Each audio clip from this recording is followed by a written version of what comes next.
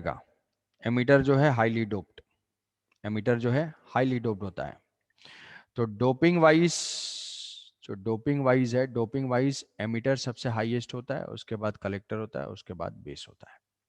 ये जो है एमिटर है, सी है कलेक्टर और बी है बेस। साइज वाइज देखेंगे, साइज के हिसाब से तो साइज भी इनका डिफरेंट होता है। साइज जो है, साइज भी डिफरेंट होता है।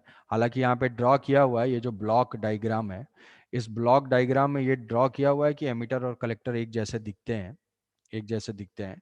बट एक्चुअल में क्या होता है, जो साइजिंग में होती है वो कलेक्टर का साइज सबसे बड़ा होता है, उसके बाद एमिटर का साइज होता है, और उसके बाद सबसे थिन जो है वो बेस का साइज होता है।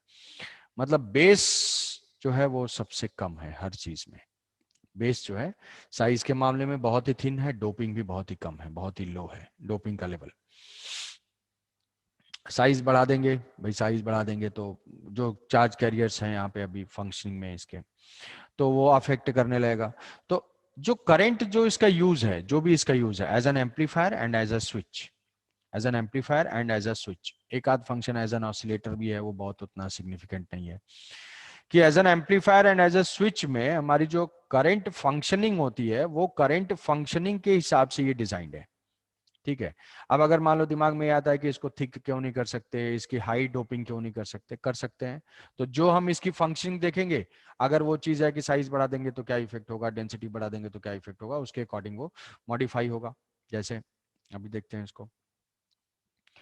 तो अब ये अपना तो हो गया एमीटर, कलेक्टर एंड बेस, उसका साइजिंग हो गई, डोपिंग हो गई। अब इसमें जो है 3 टर्मिनल्स हैं, ये जो है एक 3 टर्मिनल डिवाइस है। तो 3 टर्मिनल्स में हमारे जो है एम्पलीफाई करना है, तो भाई कुछ इनपुट होगा और हमें कुछ आउटपुट मिलेगा, इनपुट होगा और कुछ आउटपुट मिलेगा। तो इनपुट एंड आउटपुट में कोई भी एक टर्मिनल कॉमन रहेगा। कभी भी अगर 3 टर्मिनल है और मुझे इनपुट भी देना है और आउटपुट भी लेना है, तो इनपुट और आउटपुट में कोई एक टर्मिनल कॉमन होगा। एक टर्मिनल कॉमन होगा, वो या तो बेस कॉमन हो सकता है, बेस कॉमन होगा तो हम उसको बोलेंगे common base configuration. Emitter common हो सकता है तो हमारा जो है common emitter configuration. Collector common हो सकता है तो कॉमन कलेक्टर कॉन्फ़िगरेशन।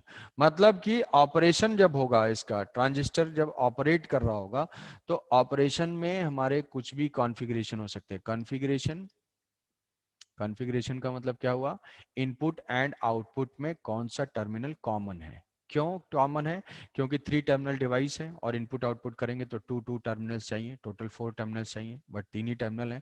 तो कॉन्फ़िगरेशन में जो है 3 टाइप के कॉन्फ़िगरेशन इसके पॉसिबल है। Common base configuration, common ammeter configuration and common collector configuration, common collector configuration.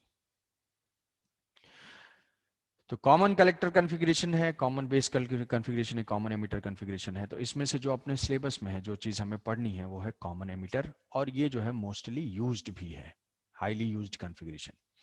क्योंकि इसमें जो एम्पलीफिकेशन होता है वो एम्पलीफिकेशन बहुत ही ज्यादा होता है, एम्पलीफिकेशन जो है वो हमें ज्यादा मिलता है कॉमन एमीटर के केस में, इसलिए कॉमन एमीटर प्रेफर्ड होता है।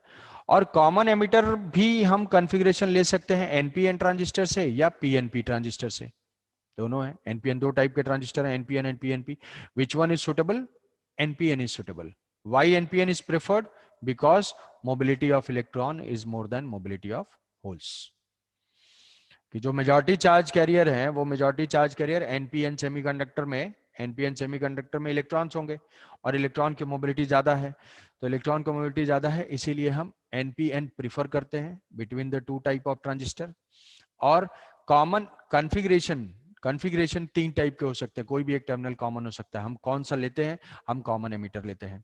क्यों क्यों लेते हैं, उसका जब डेरिवेशन करेंगे तो इक्वेशन आएगा, उससे समझ में आएगा। हाईएस्ट मैग्निफिकेशन, हाईएस्ट एम्पलीफिकेशन जो है वो हमें कॉमन एमिटर में मिलता है। तो इसका जो सर्किट सिंबल है, वो सर्किट सिंबल इस टाइप का होता है। ये है अपना सर्किल, सर्किल में ये हो गया बेस, और ये है, ये ट्रांजिस्टर को रिप्रेजेंट किया। ये बेस एक हॉरिजॉन्टल लाइन होगी, और ये कलेक्टर के लिए है, और इसमें से एक एमिटर के लिए है, कलेक्टर के लिए है, और ये एमिटर के लिए है। और इसमें हम एरो मार्क करते हैं, जैसे मान लो एनपीएन ट्रांजिस्टर है और ये पीएनपी ट्रांजिस्टर है, तो एरो मार्क करते हैं कन्वेंशनल करंट की डायरेक्शन में एमीटर पे, क्योंकि इससे तो पता नहीं चल रहा है कौन सा एमीटर कौन सा कलेक्टर है। ये तो दोनों सेम टाइप के हैं। तो एमीटर को डिफरेंशिएट करने के लिए इसमें हम क्या करते हैं कि ये मार्क करते हैं कन्वेंशनल करंट। मतलब क्या है कि मतलब एनपीएन ट्रांजिस्टर है तो भाई इस जंक्शन पे करंट किस डायरेक्शन में फ्लो होगी, यहाँ पे एन है और पी है, ये एन है। तो जब कनेक्ट करेंगे तो जो पॉजिटिव चार्ज हैं वो इधर जाएंगे, होल्स जो है इस साइड में जाएंगे, तो करंट जो है पी से एन की तरफ जाएगी, मतलब बेस से एमीटर की तरफ जाएगी। तो ये हो जाएगा इसका emitter, collector and base. PNP transistor है, पीएनपी में बेस अगर एन है, बेस अगर एन है तो यहाँ से जो है जब पीएनपी फॉर्म होगा तो जो करंट डिफ्यूज होगी, जो डिफ्यूजन करंट होगी यहाँ पे जो पीएनपी है, तो एन से जो है इलेक्ट्रॉन्स इधर जाएंगे तो करंट क्या होगा, एमीटर से बेस की तरफ आएगी। तो ये अपना पीएनपी है। तो एरो पॉइंट करता है अपने कन्वेंशनल करंट की डायरेक्शन या डिफ्यूजन करंट की डायरेक्शन बोल सकते हैं, डिफ्यूजन करंट की डायरेक्शन। ये कॉमन बेस नहीं बोला मैंने कॉमन कहाँ बोला, बस सर्किट सिंबल बोल रहा हूँ, ये कॉमन उमन नहीं बोला। ये अभी बस ये सर्किट सिंबल है इनका, ये ईसीबी, ये 3 टर्मिनल्स हो गए, ये 3 टर्मिनल्स हो गए, इनका सर्किट में रिप्रेजेंटेशन हो गया। तो जो हॉरिजॉन्टल लाइन होगी, जो हॉरिजॉन्टल लाइन होगी वो बेस को रिप्रेजेंट करेगा, बाकी दो जो है एमीटर कलेक्टर होगा, एमीटर पे एरो मार्क होगा, और वो डिफ्यूजन करंट की डायरेक्शन होगी, डिफ्यूजन करंट या कन्वेंशनल करंट कि जंक्शन पे कैसे फ्लो हो रहा है। तो इसमें से हम एक कॉन्फ़िगरेशन लेते हैं, सारे कॉन्फ़िगरेशन में सेम होता है, ठीक है। जैसे 2 टर्मिनल हैं भाई, 2 टर्मिनल है तो अपना इनपुट इनके क्रॉस हो सकता है, ऐसे हो सकता है, और ऐसे भी हो सकता है, कुछ भी हो सकता है। ये इनपुट हो गया, ये आउटपुट हो गया। तो हाँ बोलो रोहित, बोलो रोहित।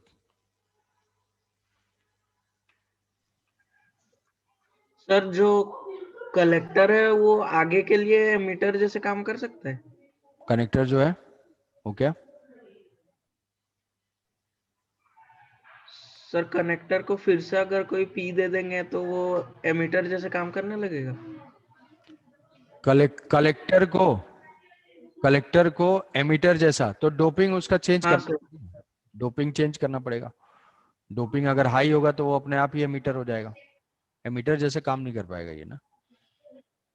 एमीटर की डोपिंग ज्यादा है और कलेक्टर का डोपिंग कम है, तो दोनों के डोपिंग लेवल में डिफरेंस है। जो हाईली डोप्ड होगा वो एमीटर होगा, जो सर लो तो हम लोग जो रियल लाइफ में यूज करते हैं वो एनपीएन बस खत्म, ऐसा नहीं कि एनपी एनपी एनपी एनपी वैसा नहीं चलता है। एनपी एनपी एनपी कई सारे ट्रांजिस्टर हाँ सर। कनेक्टेड होते हैं, कई सारे ट्रांजिस्टर, मतलब ये ट्रांजिस्टर हम कनेक्ट कर सकते हैं, 2-3 ट्रांजिस्टर कनेक्टेड है एक साथ, ये हो सकता है। एक ही में कई सारे नहीं होंगे, एक ही में कई सारे हाँ सर। ऐसा कुछ नहीं होगा, कई सारे कनेक्ट कर सकते हैं, होता भी है इनफैक्ट। तो ये जो है ईसी और एमिटर कलेक्टर हो गया। अब मान लो हम क्या करते हैं कि एक जनरल जो ऑपरेशन है, अब इसके मोड ऑफ कनेक्शन होते हैं, मोड ऑफ कनेक्शन होते हैं। मोड जैसे है कि भाई कोई भी मोड है, अपना इनपुट है, mode of connection, mode of connection का मतलब हमारा दो लूप हो गया। कॉन्फ़िगरेशन 2 टाइप के हो गए, कॉन्फ़िगरेशन 2 टाइप के हो गए, कॉमन 3 टाइप के हो गए कि कॉमन बेस हो गया, कॉमन एमिटर हो गया, कॉमन कलेक्टर हो गया। मैंने मान लो कोई भी एक कॉन्फ़िगरेशन ले लिया, कॉमन बेस हो गया। कॉमन बेस में जो मोड्स हैं, मोड्स इसके हैं कि ये मेरा इनपुट लूप है, ये इनपुट लूप है, और ये आउटपुट लूप है। मेरा इनपुट लूप है और ये जो है आउटपुट लूप है, ये इनपुट लूप है और ये जो है आउटपुट लूप है, ऐसा है। तो भाई जो लूप फॉर्म हुआ है वो भी तो एक पी एन डायोड ही फॉर्म हो रहा है। 2 लूप अगर हमने लिया है, मान लो यहाँ से मैंने ड्रॉ,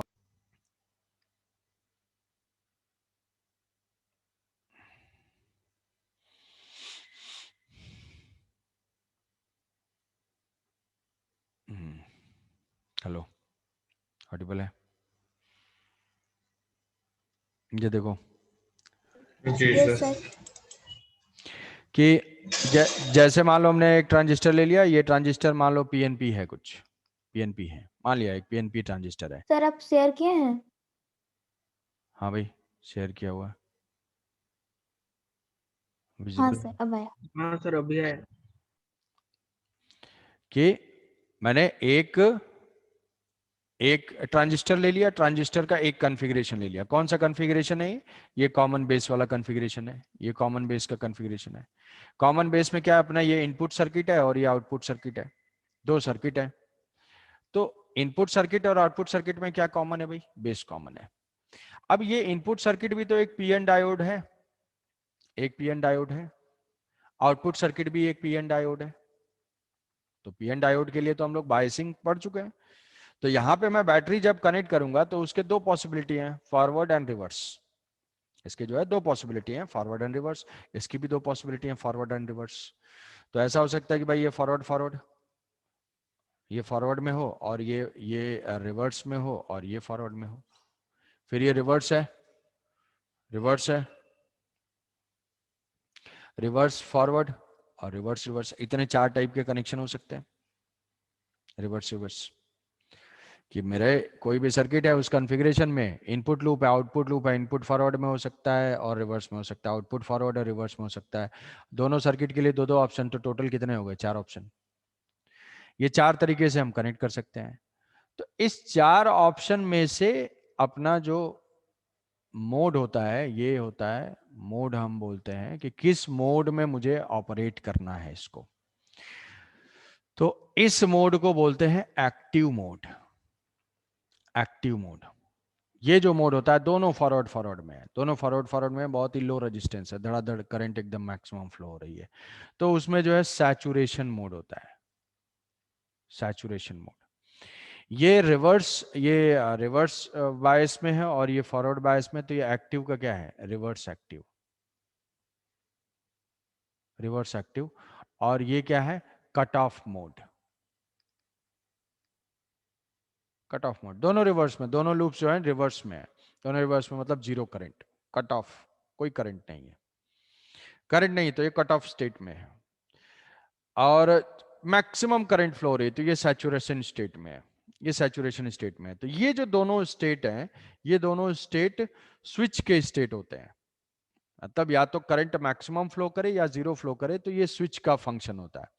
तो मैं जब स्विच की तरह से ऑपरेट करूंगा तो वोल्टेज मैं ऐसे सेट करूंगा कि दोनों में मैक्सिमम मैक्सिमम करंट मुझे मिल रही हो, तो उसको बोलूंगा कि सैचुरेशन स्टेट है। भाई कट ऑफ स्टेट का मतलब क्या है, दोनों रिवर्स में हो जाएंगे तो दोनों लूप में कोई करंट नहीं होगी।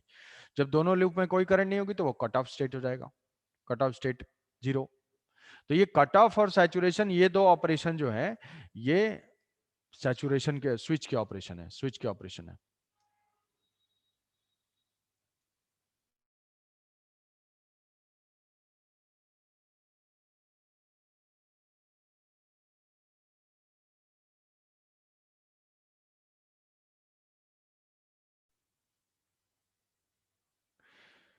तो ये जो है reverse active, active reverse active. तो ये दोनों मोड भाई, ये तो मेरा इनपुट आउटपुट कैसे चेंज होगा, ये तो वोल्टेज से ही चेंज होता है, वोल्टेज से ही डिसाइड होता है। वोल्टेज मैं चेंज करता रहूंगा तो उसका मोड चेंज होता रहेगा। तो जब मुझे स्विच की तरह से फंक्शन करना है तो मैं वोल्टेज ऐसे सेट करूंगा कि ये दोनों फॉरवर्ड फॉरवर्ड में हो जाए या दोनों रिवर्स रिवर्स में हो जाए तो चलेगा। और ये है मेरा एम्पलीफिकेशन वाला मोड। जब इसको एज एन एम्पलीफायर यूज करना होगा तो वोल्टेज मैं ऐसे सेट करूंगा कि वो एक्टिव मोड में रहे। एक्टिव मोड का मतलब क्या है कि इनपुट फॉरवर्ड में और आउटपुट रिवर्स में, ये एज एन एम्पलीफायर, एम्पलीफायर, और ये जो है एज एन स्विच। तो अब इसके चार मोड हो गए और तीन कॉन्फ़िगरेशन हो गए। उसमें से कौन सा पढ़ना है, पढ़ना जो है, जो कि समझना है, वो NPN, common emitter, active. Finally boil down होके ये चीज देखना है, बाकी सारा कुछ नहीं देखना है। समझे? एनपीएन ट्रांजिस्टर की वर्किंग, कॉमन एमिटर कॉन्फ़िगरेशन में क्या क्या पैरामीटर्स होंगे, और एक्टिव मोड में जब वो ऑपरेट कर रहा है। उसके अलावा बहुत टाइप की पॉसिबिलिटीज हैं और बहुत सारे उसके मोड हैं, वो सब में जाना ही नहीं है। तो हम एक्टिव मोड ये कॉमन लेते हैं, तो एक्टिव मोड में ट्रांजिस्टर को रखना है, तो ही वो एम्पलीफायर की तरह से एक्ट करेगा। तो एक्टिव मोड में मान लो बहुत ही लॉजिकल टाइप से हम सोचते हैं कि एक्टिव मोड रख देते हैं। एक्टिव मोड में यही सारा चीज हम लेते हैं, एनपीएन लेते हैं, कॉमन बेस ले लेते हैं, ठीक है, कॉमन बेस ले लेते हैं। जो एक में फंक्शनिंग है वो सब में फंक्शनिंग है, जैसे जो एनपीएन के लिए लिखेंगे वही पीएनपी के लिए होगा, ठीक है। फॉरवर्ड रिवर्स से बैटरी की पोलरिटी चेंज हो सकती है, भाई एनपीएन होगा तो एन एन से पीपी से कनेक्ट होगा, पीएनपी होगा तो बैटरी उल्टा हो जाएगा। तो जैसे मान लो, सोचो बहुत लॉजिक से सोचो कि मान लो मैंने कॉमन बेस ले लिया, कॉमन बेस ले लिया, कॉमन बेस में ये बेस है और बेस कॉमन है, बेस है, बेस कॉमन है, ये इनपुट हो गई, कौन सा ट्रांजिस्टर है, एनपीएन, ये आउटपुट हो गई। अब थोड़ा बैटरी के बारे में सोचो, बैटरी मुझे इसको रखना है फॉरवर्ड बायस में इनपुट को, और इसको रखना है रिवर्स बायस में। फॉरवर्ड में रखने के लिए एन एन से ये मान लो ई है और ये बी है और ये सी है, तो एन से रखूंगा मतलब क्या होगा, बैटरी मैं यहाँ पे कनेक्ट कर दूंगा, एक नेगेटिव टर्मिनल का और ये पॉजिटिव टर्मिनल का, ऐसा हो गया। सर्किट का कुछ रेजिस्टेंस होगा, कुछ रेजिस्टेंस, इसको ऐसे जो है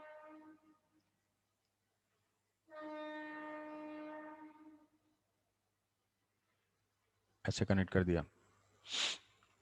इसको रिवर्स में रखना है, रिवर्स का मतलब क्या होगा भाई, ये जो बेस कलेक्टर जंक्शन है वो रिवर्स में होना चाहिए। बेस कलेक्टर जंक्शन रिवर्स का मतलब एनपी से कनेक्टेड होना चाहिए, तो एनपी से आउटपुट सर्किट का कुछ रेजिस्टेंस होगा, आउटपुट सर्किट का कुछ रेजिस्टेंस होगा, और ये पी से कनेक्टेड होना चाहिए, तो ये ऐसे,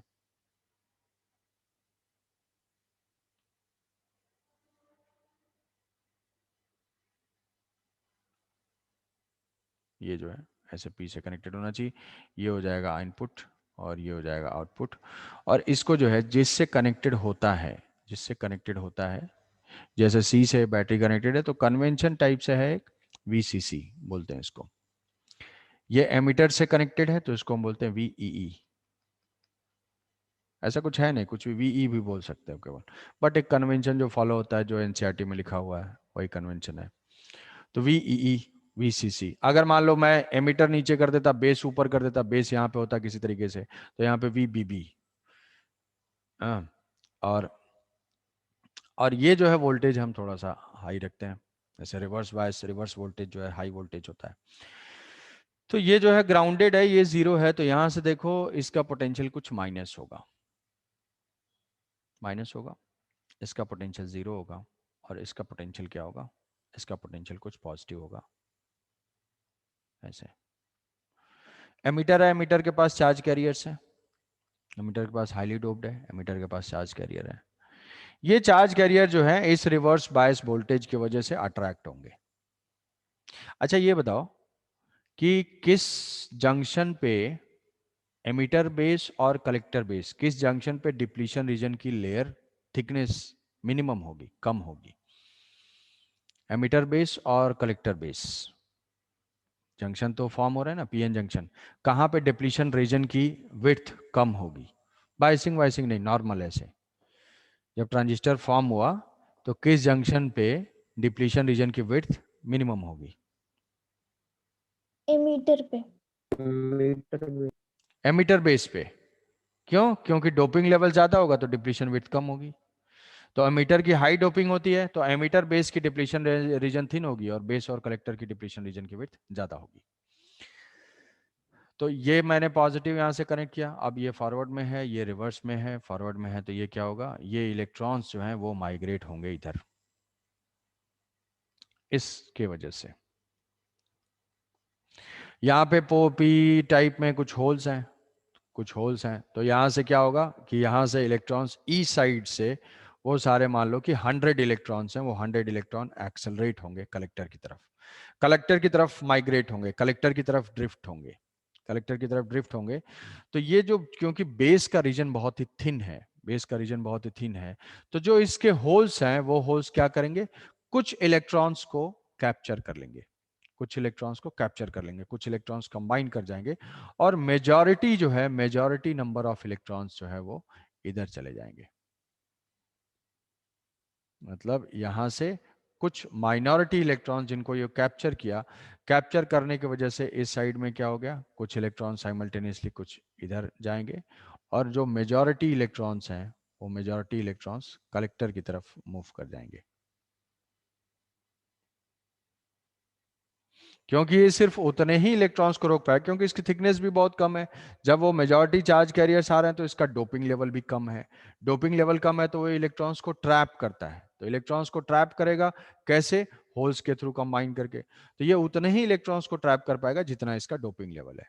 डोपिंग लेवल अगर हम बढ़ाते जाएंगे, ठीक है, डोपिंग लेवल बढ़ाते जाएंगे तो एज ए नॉर्मल कंडीशन में क्या होता है, नॉर्मल कंडीशन में ये होता है कि अगर 100 इलेक्ट्रॉन्स हैं तो 5 इलेक्ट्रॉन को ये ट्रैप कर गया और 95 इलेक्ट्रॉन जो है वो जंक्शन को क्रॉस करते हुए दूसरे साइड चले गए।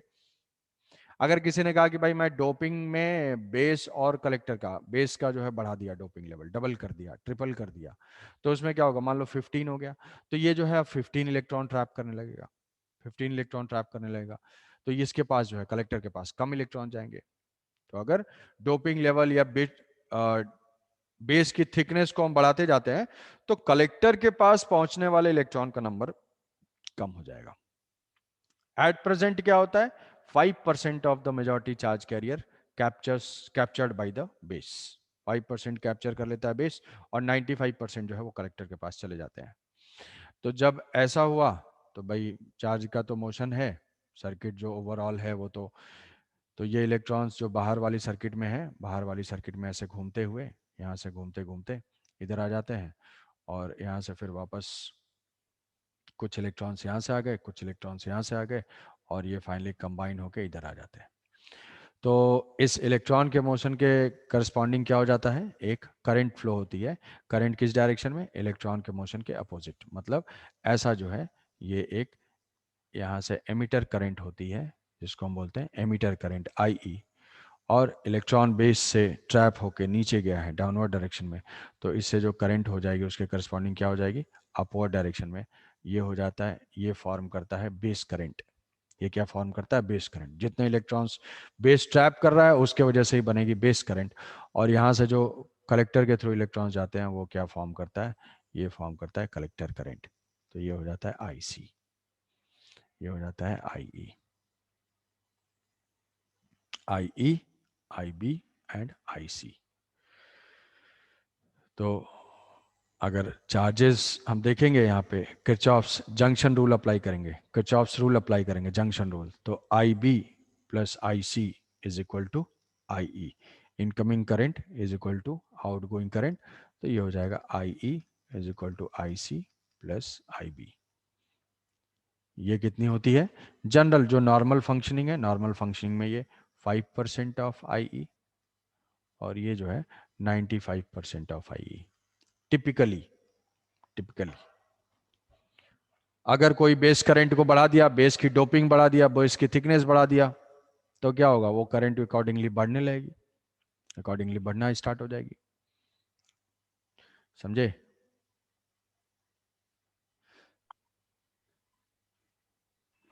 सर एक बार और रिपीट करेंगे? सर वो इलेक्ट्रॉन जब इधर आ गया मेजोरिटी, तो वो रिवर्स बायस में है तो फिर भी करंट फ्लो हो जाएगा किसमें? नहीं, सर ये जब कलेक्टर।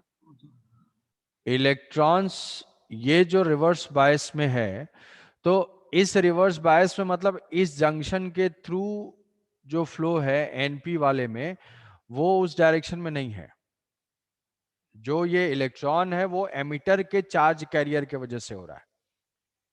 जो इलेक्ट्रॉन का जो फ्लो हो रहा है, सर्किट में करंट फ्लो हो रही है, वो उस डायोड का कुछ नहीं है, उस डायोड का अपना जीरो, उस डायोड का अपना जीरो, वो डायोड में करंट जीरो है, उस डायोड के चार्ज कैरियर नहीं है। जो ये फ्लो हो रहा है वो एमिटर के चार्ज कैरियर्स है। तो रिवर्स बायस में हमने इंश्योर किया कि भाई इसके चार्ज कैरियर, रिवर्स वाले में क्या होता है, चार्ज कैरियर्स मूव ही नहीं करते, जो PN जंक्शन होता जी है। तो उसके जो इलेक्ट्रॉन, कलेक्टर के इलेक्ट्रॉन, ऐसे मानो कि कलेक्टर के जो इलेक्ट्रॉन्स है वो वहीं के वहीं रुके हुए हैं। जब एमिटर में 95 इलेक्ट्रॉन्स आए तो कलेक्टर ने 95 इलेक्ट्रॉन्स रिलीज कर दिया, क्योंकि किसी भी मोमेंट पे सिस्टम इलेक्ट्रिकली न्यूट्रल ही रहना है। तो वो चार्जेस जो है वो मूव करना स्टार्ट करेंगे, कि अगर वहां से एमिटर से एक्स्ट्रा 95 आ गए तो उधर से 95 जो है वो चला जाएगा। तो इलेक्ट्रॉन के मोशन को समझो कि एमिटर के पास 100 इलेक्ट्रॉन्स थे, मैंने फॉरवर्ड बायस अप्लाई किया, फॉरवर्ड बायस अप्लाई किया, यहाँ पे पॉजिटिव आ जाए, रिवर्स बायस अप्लाई किया, यहाँ पॉजिटिव आ जाएगा, और ये फॉरवर्ड बायस होने से क्या है, यहाँ पे ये n जो है वो नेगेटिव से हुआ। तो अब इस कॉन्फ़िगरेशन में ये ऐसा बोल लो कि ये नेगेटिव चार्ज इन इलेक्ट्रॉन्स को रिपेल करेगा, या फिर ऐसा बोल रहे हैं कि ये पॉजिटिव चार्ज इसको अट्रैक्ट करेगा। तो एमिटर के पास 100 इलेक्ट्रॉन्स, बेस के पास 4-5 होल्स हैं, और कलेक्टर के पास इलेक्ट्रॉन्स हैं बट वो मूविंग कंडीशन में नहीं है। जब पॉजिटिव अप्लाई हुआ तो ये इलेक्ट्रॉन्स को अट्रैक्ट करेगा, ये इलेक्ट्रॉन एक्सेलेरेट होंगे और वो बेस के थ्रू होते हुए कलेक्टर तक जाएंगे। बेस कंप्लीटली कैप्चर नहीं कर सकता है क्योंकि बेस की डोपिंग भी कम है, बेस का साइज भी कम है, तो वो जितने इलेक्ट्रॉन्स को ट्रैप कर पाएगा वो इलेक्ट्रॉन्स यहां से जो है रिलीज होंगे, और बाकी सारे चले जाएंगे कलेक्टर में, कलेक्टर वाले इलेक्ट्रॉन्स यहाँ से आएंगे। तो एमिटर से जो इलेक्ट्रॉन्स निकले वो 2 पार्ट में डिवाइड हो गए, कलेक्टर की तरफ और बेस की तरफ, और दोनों जो है कंबाइन होकर फाइनली एमिटर में एंटर करेंगे। तो ये हो जाएगी इलेक्ट्रॉन के फ्लो की डायरेक्शन।